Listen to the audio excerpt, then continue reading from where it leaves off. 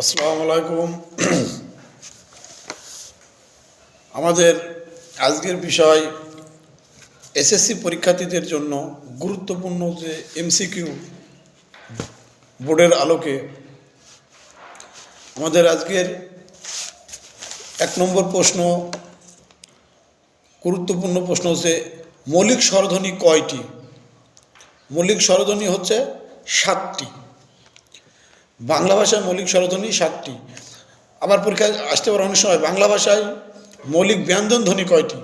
বাংলা ভাষায় মৌলিক ব্যঞ্জন ধ্বনি হচ্ছে 30টি। বাংলা ভাষায় অর্ধ স্বরধ্বনি কয়টি? এই প্রশ্নটি অজস্র অনেকবার বোর্ড পরীক্ষায় এসেছে। বাংলা ভাষায় অর্ধ স্বরধ্বনি হচ্ছে 4টি।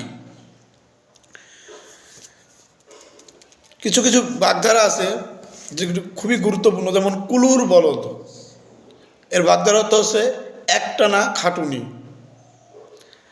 কাঁচা টিলা, কাঁচা টিলা বাগধারা অর্থ হচ্ছে অসাবধানতা। উড়ো চিঠি, বেনামি পত্র।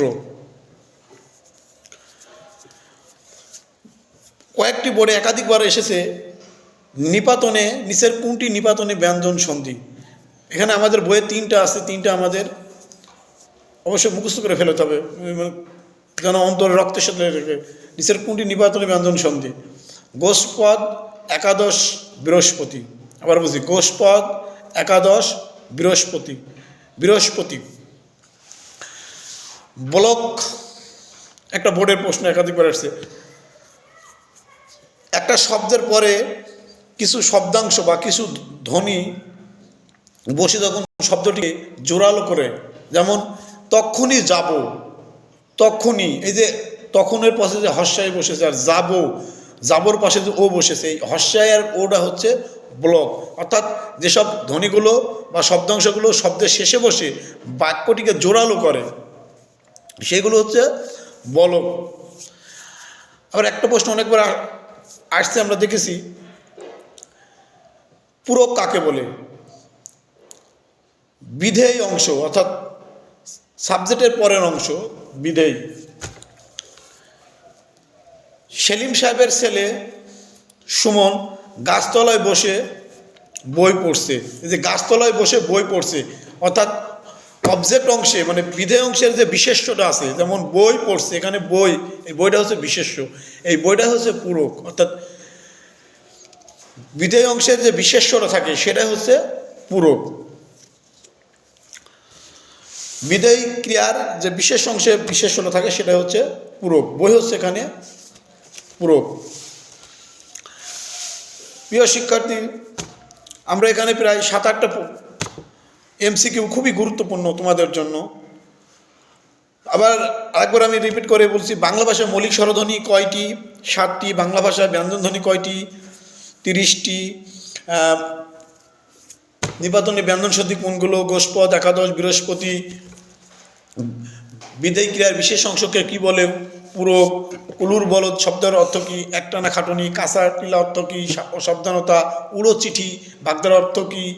বেনামি পত্র। ব্লক, ব্লক কাকে বলে? শব্দের পরে যে সব ধ্বনিগুলো বসে বা শব্দাংশগুলো বসে শব্দকে জোরালো করে ফেলে সেগুলো হচ্ছে ব্লক। প্রিয় শিক্ষার্থী, আমাদের একটু খেয়াল রাখতে হবে, ধ্বনি, বর্ণ, অক্ষর, এই 3টা জিনিস কিন্তু আলাদা। ধ্বনির কোনো আকার নেই। আমরা যে মুখে বলি ক, এটা ধ্বনি। যখন আমরা লিখিত ধ্বনি চিহ্নের বর্ণকে ধ্বনির লিখিত রূপকেই বলা হবে বর্ণ। অর্থাৎ বর্ণের আকার আছে, ধ্বনির আকার নেই। আর অক্ষর, অক্ষর হচ্ছে কথার একটা অংশ।